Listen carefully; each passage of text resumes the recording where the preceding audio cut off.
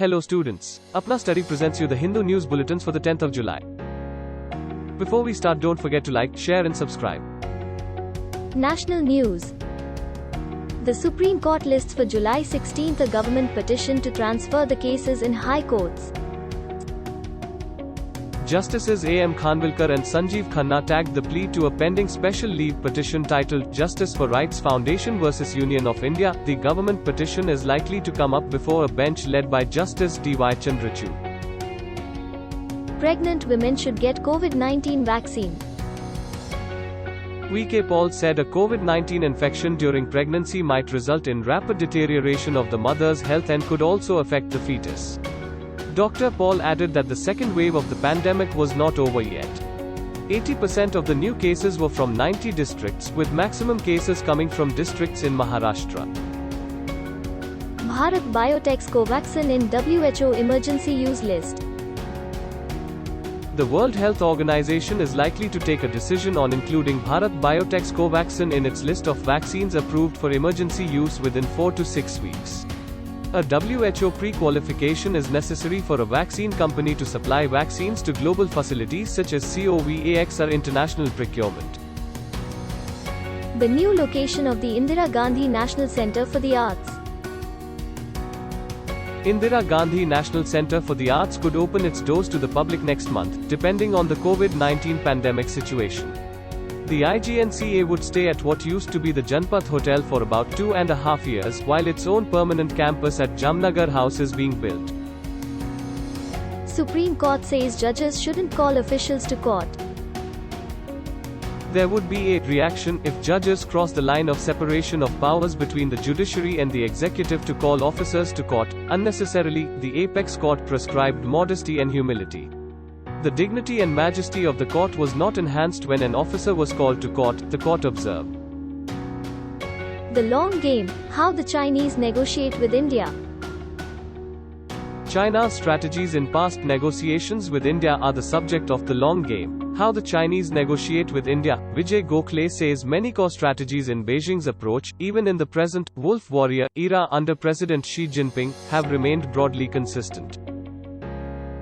Uttar Pradesh Bloc Pramukh nomination, 24 incidents of crime. 4 incidents of crime including violence, stone pelting, rioting and scuffles were reported in 22 districts of Uttar Pradesh.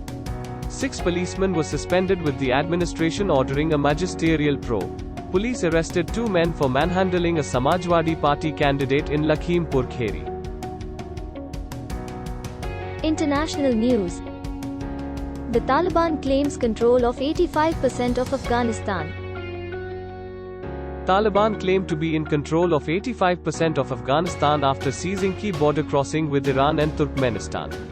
The insurgents completed an arc of territory from the Iranian border to the frontier with China. Afghanistan's Interior Ministry said efforts were underway to dislodge the insurgents from their positions.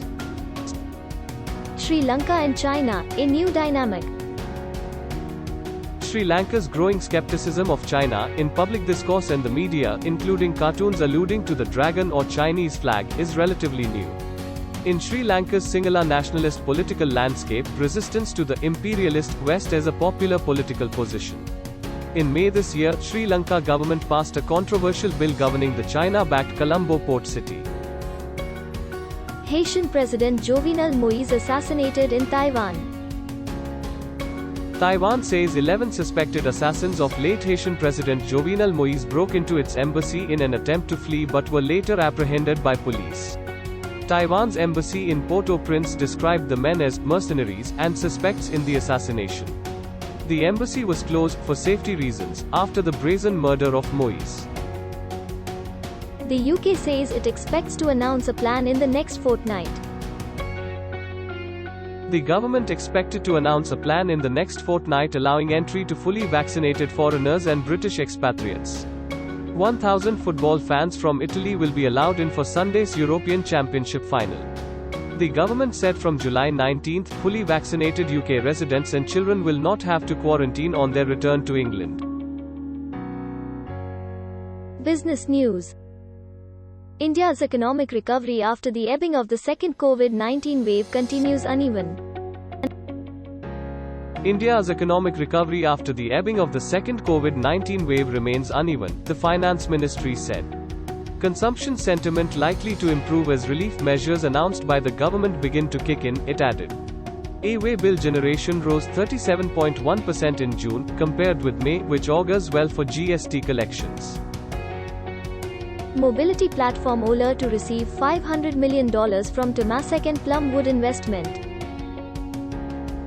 Ola will receive an investment of $500 million from Temasek and Plumwood Investment, an affiliate of Warburg Pincus, ahead of its proposed IPO. This was amongst the largest investments in the Indian consumer internet space by these funds, said Ola in a statement. Over the last 12 months we've made our ride-hailing business more robust, resilient and efficient, said Bhavish Agarwal, Chairman and Group CEO, Ola. Sports news. The Olympic flame arrives in Tokyo. The Olympic flame arrived in Tokyo on Friday with just 2 weeks until the Games open. Governor Yuriko Koike received the flame in a lantern at a ceremony in an empty stadium.